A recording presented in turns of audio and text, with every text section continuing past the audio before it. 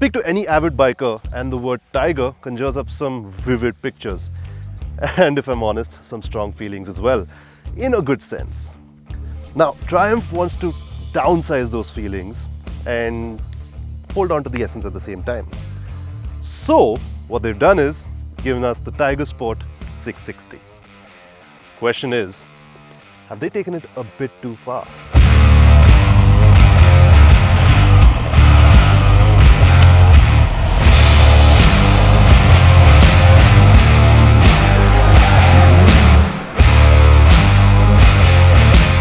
The short answer is no, this is not a rush job, even though it might feel like it once you understand its background.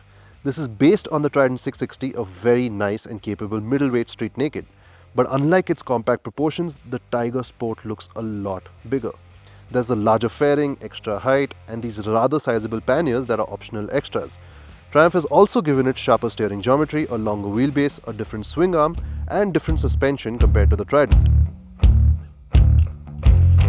And that means that it's evidently quite different to the Trident, which in my mind is a good thing. As good as I feel the Trident is, it's not something you can copy-paste, slam on a bigger fairing and call it a day with your new ADV. But that said, the question that was running through my mind was, what's the Tiger Sport trying to be? It is definitely not an off-road machine, like the Tiger name might have you believe. Not with those 17-inch wheels and those wide tires. What the Tiger Sport wants to be is a sport tourer, a friendly mile-muncher with good looks and a fantastic engine to boot.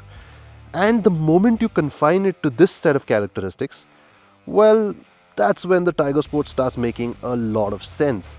A 17-litre fuel tank is a good place to start. That should give you plenty of uninterrupted saddle time.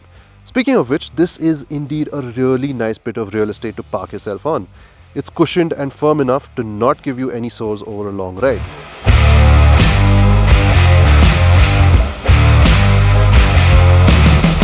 But like I said before, the Tiger gets a different suspension setup compared to the Trident that really makes itself evident from the moment you get going.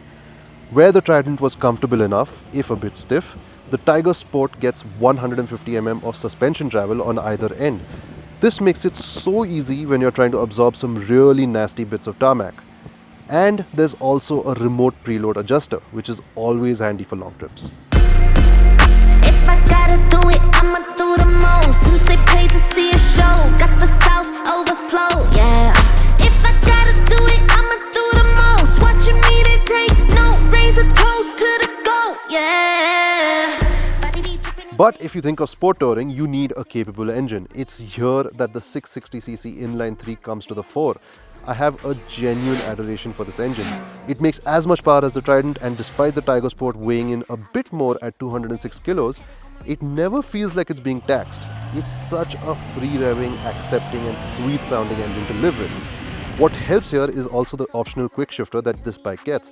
It's not the most flawless example of one, granted, but it really proves itself to be quite useful when your end destination is north of 500 kilometers away. And once you factor in the agility of the chassis and the longer wheelbase, it just feels like the Tiger Sport was born to be out on the tarmac. It's light and chuckable around bends, it never bottoms out on the worst of speed breakers, and there's a constant sense of being astride a bike that wants to go further and further.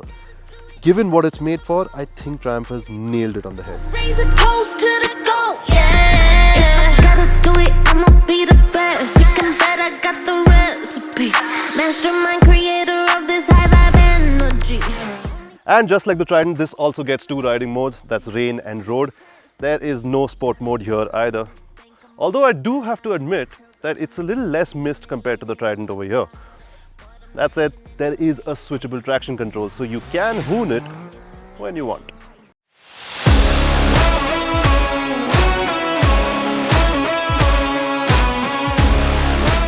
So far, downsizing is working a treat for Triumph. Everything the Tiger Sport stands for, I can get behind. It comes across as something that's very fit for purpose, and it's hard to find fault with it really, in the context of a really capable sport tourer.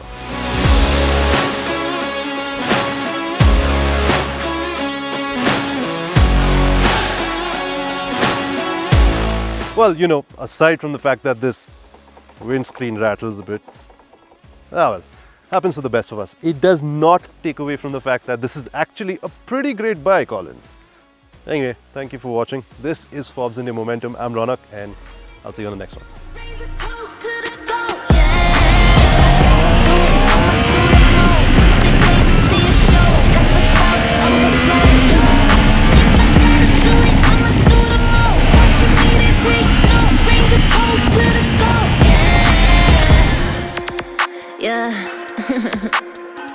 It takes a lot to be the best.